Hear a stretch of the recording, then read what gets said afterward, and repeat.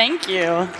So, some of you have probably seen me speak at Republica before. I think that this is my 8th, something like that. And normally I speak about important things, politics, content moderation on social media platforms. Not today, friends. Today I'm going to talk about celebrity, because we're here for pop. So, what is celebrity? Let's start there. Celebrity is defined in a number of different ways. I looked at the various dictionaries. This is the Oxford English 4th definition. It's my favorite one. A person of celebrity, a celebrated person, of course, the root, celebrate, a public character. So a very simple definition of the term. In the book Celebrity and Power, Fame and Contemporary Culture by P. David Marshall, he points out that this emerged from the 17th century, this usage, referencing celebration and the extolling of power. Once a term of solemnity, though, it later in the 18th century became a little bit more derogatory, a little bit closer to the definition that we use today. The concept of celebrity, though, was transformed in the 18th century by the new publics and the new media that emerged to cultivate and maintain these publics from the mid-17th until the later 18th century about. So celebrity is understood as this certain kind of fame rather than, say, a phase in the history of fame. And when you look at the writers and the celebrities, the pop culture of times past, people were aware of their celebrity in the same way that today's internet celebrities are. My favorite quote that I found on this subject is from the English writer Samuel Johnson. So he was acutely aware of his reputation. He understood how public opinion was mediated by journalism back in his day. And conversing with James Boswell, he once remarked, "I wish that I had copies of all of the pamphlets written against me, as it is said that Alexander Pope had. Had I known that I should make so much noise in the world, I should have been at pains to collect them. I believe there is hardly a day in which there is not something about me in the newspapers." So just as some of you probably have Google alerts on your names, raise your hand. No? Yes? Okay, I'm not the only one. You gotta know what people are saying about you.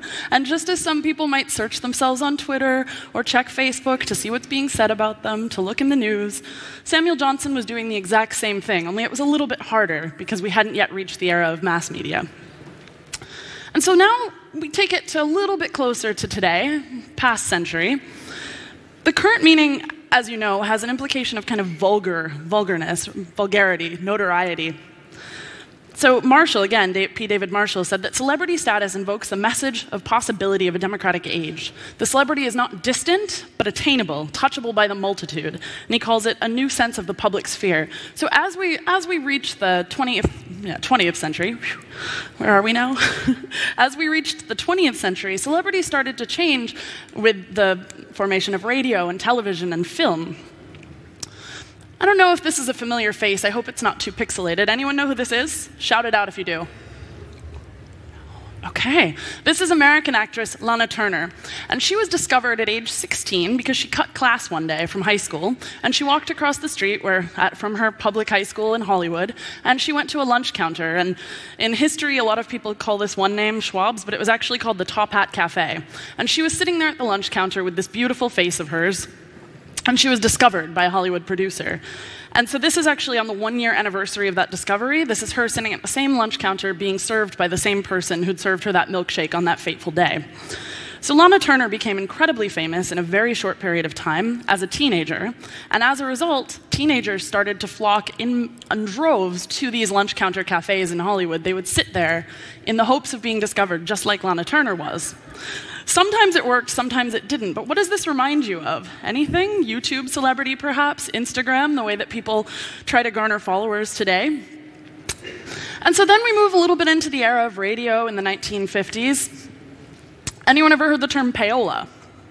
So payola is the concept of, and we still use this term today in some cases, but in the US, what happened was basically that the jukebox had traditionally been the way that a lot of records got out in the 1930s and 1940s. And then when mass radio hit homes across the United States, producers started to pay DJs to play their stuff on the air. And this was illegal even at the time, but it was really common. There were famous scandals about it. Even Dick Clark, a name who's probably familiar even to the non-Americans in the room, he was embroiled in one of these scandals, and it almost ruined his career. Of course, he died recently at a very old age, so it didn't, and very popular, so it didn't ruin it completely.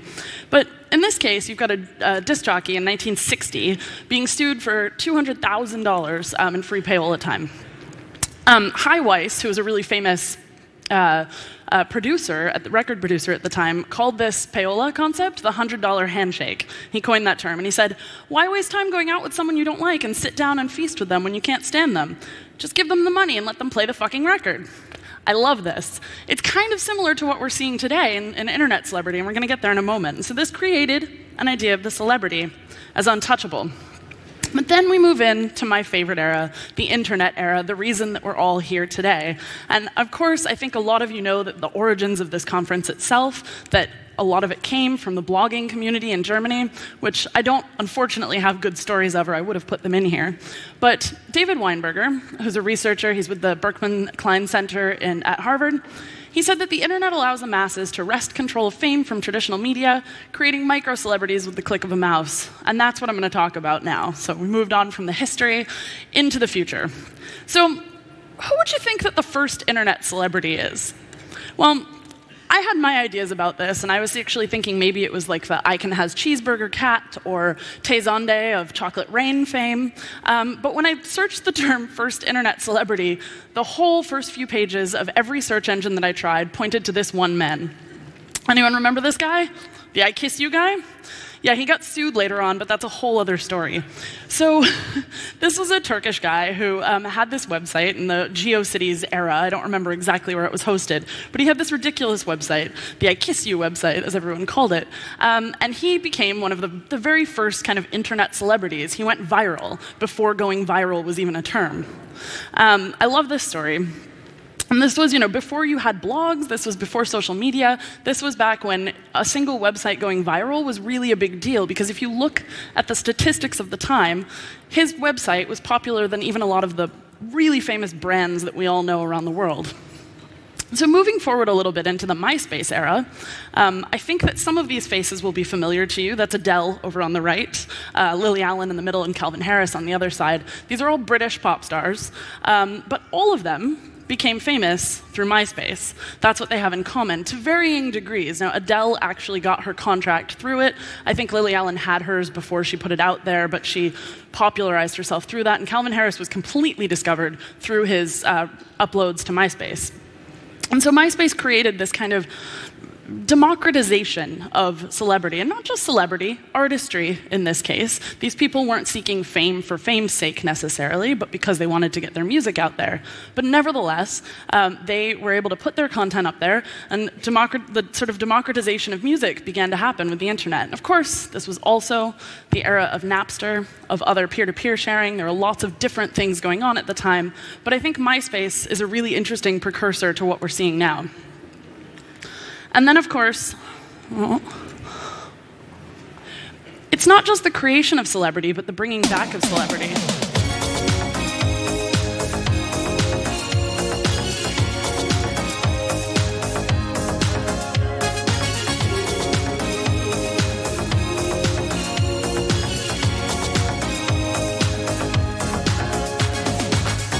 I just really always wanted to rickroll the audience, and this was the perfect opportunity. Thank you, thank you, thank you. So Rick Astley had this hit in the 80s, and I remember it in the 80s. I remember hearing it. It was catchy. It wasn't anything special. But when the Rickroll happened as one of the most popular memes of the last couple of decades, that brought him back into worldwide fame, and he's spoken about this. He was even featured in the past year on the BVG magazine for this particular phenomenon, and he's talked about it. He said that it was because of the internet, because of YouTube, because of the Rickroll meme, that he was able to resell a bunch of records, make even more money, and catapult himself back into fame and celebrity. So another little, maybe happy success story from the world of internet celebrity. And then, of course, sorry. Now let's just go. That was an accident, but I'm sticking with it. And then, of course, you've got, I mean, no slide set would be complete without a cat. This is Lil Bub. He's one of the famous celebrities, and I'm using this example as a word of caution because I have an interesting connection to this cat. And we're about to get into the more dark part of my talk. Just kidding, it's not dark, but it's a little more serious. So Lil Bub is one of the sort of cats that has gone viral in the past few years, along with Grumpy Cat and other little cute furry guys like that. But Lil Bub had an interesting situation happen to him a few months ago, and that is that his Instagram account got hacked. And unfortunately, despite being verified, which is exactly what I'm going to talk about next, his owners, his human owners, although owners, whatever we want to call them, his people, they were not able to get the account back immediately. And it was funny because I was at a conference in Los Angeles at the time about this topic, about content moderation and about dealing with companies. And I'm at this conference and I get a call from one of my coworkers who's friends with Lil Bub's owners, and she's in a panic. She's saying, "Can you please help me? Is there any way that you can help me get Lil Bub's account back?" And I'm laughing, and she's like, "It's not funny." I'm really laughing at this point. But luckily, there was someone there from Instagram at the conference, so I was able to walk over to her, tell her the story, and within an hour, she had the account back to its rightful owners. But it's an interesting idea there, that intermediary of this platform, and that's where we're going next. So this is a familiar picture to a lot of people, I assume. This is the Twitter blue check, the verification check mark. And Twitter rolled this out in 2009, followed shortly by, this is where I need my notes, followed shortly by Google, Google Plus in 2011 when it launched with verification, and Facebook implemented the same tool in 2013. These verified accounts, as Twitter says, and I'm going to focus a little bit on Twitter today, Twitter says that it lets people know that an account of public interest is authentic. So it uses this term authentic, authenticity, this idea of realness. And on the page where Twitter explains verification, it says that it says that accounts may be verified if it is determined to be an account of public interest. So again, this idea of interest to the public, and typically includes accounts maintained by users in music, acting, fashion, government, politics, religion, journalism, media, sports, business, and other key interest areas. So the list does go on. It could be a cat, and I think some of these cats are indeed verified. I don't mean cat in the like cat kind of way, but actual cats. So 2009, Twitter launched this feature, and the idea was actually just so that celebrities wouldn't have to worry about imposters on platforms. You wouldn't have to worry about another Lil Bub coming up or another Rick Astley, but rather you could prove that you are who you say you are. It's a good concept in theory, but in practice, it's actually quite political. They did this first. They rolled it out to the elite movie stars and pop artists, official government agencies, and then later newsrooms were actually given a way to easily verify people. So I've talked to a couple of editors, including in Germany, and they have immediate access when they hire a new newsroom journalist to call up or email, however it works, and to get that person verified. So if you work at the New York Times or at Der Spiegel, this is easy for your newsroom to do for you, and if they haven't, you should probably talk to your boss. So now it's seen, though, as a status symbol or a symbol of officialness. And how did this happen? Well, first, this weird ecosystem started to develop. I don't know if this guy's familiar, and I'm really sorry if he is. Don't Google him because you don't want to know, but this is Logan Paul. Maybe you've heard his name over the past few months because he posted a very inappropriate and depressing video on YouTube that, again, don't search for it. Logan Paul became famous when he started recording videos and posting them on various platforms, Vine, and then YouTube. And he quickly rose to YouTube stardom by posting sort of pranks and travel and weird things that he would do. But then because he was famous on YouTube, he then automatically became famous across these other platforms. So you can see how that $100 handshake begins to manifest itself between one platform to another throughout Silicon Valley. And over the past few months, there's been a lot of controversy about this because I hope these guys are not familiar to you. If you're really lucky if they're not. These are some of our favorite kind of alt-right characters in the US. These nasty guys who use civility to mask their hatred of humans, their hatred of other people, minorities, and other vulnerable groups. I'm not going to get into too much about who they are, but notice that they're all verified.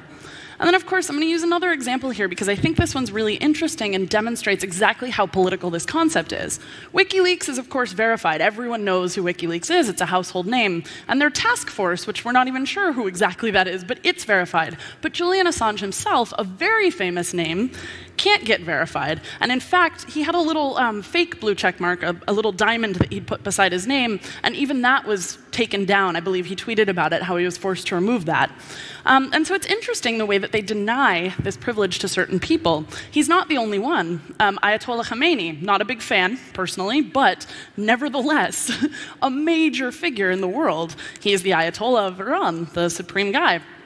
But he can't get verified across his various accounts. This is his English one. He also has one in French and Arabic, not in Persian, incidentally, because Twitter's blocked there. But nevertheless, he can't get verified. Hassan Rouhani, the president of Iran, wasn't able to get verified until this year. And this has been written about for several years now. I think Mashable said something about it in 2013, where they said, that Twitter verifies these accounts so that users can easily find credible sources, but regardless, his was not able to be. But then a couple years ago, Twitter decided to try to democratize this process. They allowed people to apply, and that's how I'm verified. I'm just going to be honest with you. I applied for the process, I got rejected, and then I applied again and was successful. And it was interesting because one of the things that they said was a requirement was that I had to have had articles written about me. Okay, well, that's easy. I've spoken at a lot of conferences. I was able to pull some sources. But who can't get verified? And that's freelance journalists. They're the ones who really struggle with it because these freelance journalists are people who do not work in a newsroom, don't have the weight of that behind them, and therefore struggle if they don't have articles that are written about them because they're not a personality, they're a person doing work. They're unable to get that same privilege that I was able to get just because people have written things about me. And this really frustrates people. These are just two examples that I found, but I asked on Twitter about this, and I got hundreds of responses from freelancers who struggle with this problem. And why does it matter? Well, Audrey Waters, who's one of the people in the past slide, she said that as a writer working outside of institutions, as someone who's critical of much of the prevailing thoughts in my field, as a woman in tech, I find my authority and expertise policed and undermined all the time. Twitter's refusal to verify my account is just another example of this. Is yet another example of this. And so she's not the only one who feels that way. When I spoke to different journalists, they were all feeling kind of the same thing, that this inability to get verified made them seem lesser in the eyes of their sources. It put them in a position of subjugation. It put them in a position where they were unable to get the same sort of credibility as other people in their field. And it's not just journalists, it's other people as well, but I think in that particular case, these companies have a responsibility toward them. And now, I'm running out of time here, so I'm going to slip through this a little bit, but I'm going to just talk a little bit about what's going on now with verification, because it's really fascinating. So this guy, Jason Kessler, who is a flat-out Nazi in the United States, he got verified by Twitter, and he was very happy about it, and he said that he was the only working-class white advocate with that distinction. Well, Twitter quickly realized their mistake, and they took it away from him. And he's not the only one. They also took it away from British alt-right writer Milo Yiannopoulos of Breitbart when he did something nasty on the platform as well, and they eventually kicked him off. Jason is still there, though. They just unverified him as punishment. Now, we might cheer that on. I mean, maybe we're even happy to see him kicked off. But what happens when we're giving these platforms so much control? Well, ultimately, Twitter had been accused of having a white nationalist verification problem, and they had to halt their verification process, shut it all down, and now you and me and everyone else can't apply anymore. They say that they're trying to expand this back to everyone, that the system is entirely broken, and Jack Dorsey apologized and even said that verification was meant to authenticate identity and voice, but is interpreted as an endorsement or an indicator of importance. They recognize, the company recognizes that they've created this confusion, needs to resolve it, but nevertheless, they shut the whole process down, and there's no news yet of it coming back. And so the brief experiment in democratization of this process that Twitter had rolled out, other platforms have not, is over. But I want to end this on a little bit of a lighter note than that. And I could rickroll you again, but I won't. I'm going to give you something even funnier. I do want to say that what we've reached is this new era of payola, a new era of the $100 handshake, a new way that these companies are all patting each other on the back and perpetuating these cycles, these tornadoes almost, of celebrity, and often celebrity in the worst possible way. If you say something vile on the internet, you're going to be promoted in a way that a freelance journalist or even an earnest musician who wants to become famous can't do.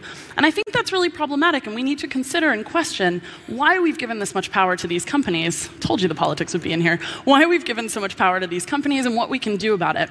And so what this means for Twitter as a platform, but also the ecosystem of celebrity is anyone's guess.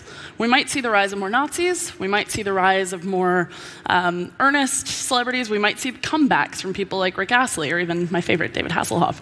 But hopefully, we'll also see a little bit of lightness and fun as well. And that's why I'm going to end with this video note, but I'll be happy to take a couple questions after.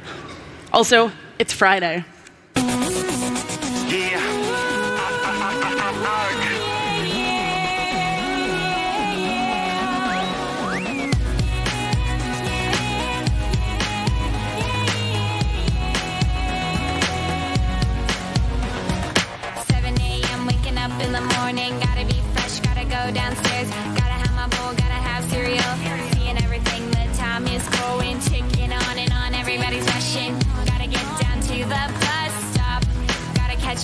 bus. I see my friends kicking in the front seat, sitting in the back seat. Gotta make my mind up. Which seat can I take? It's Friday, Friday. Gotta get down on Friday. Everybody. So she became famous just for paying a video, getting it put online, and popularizing it through an agency, a PR firm. She was a teenager at the time, and she got really shamed for this. But I actually appreciate this kind of celebrity. I think it's adorable. And if we had more of this and fewer of the alt-right, I think we'd be in much better shape. So thank you.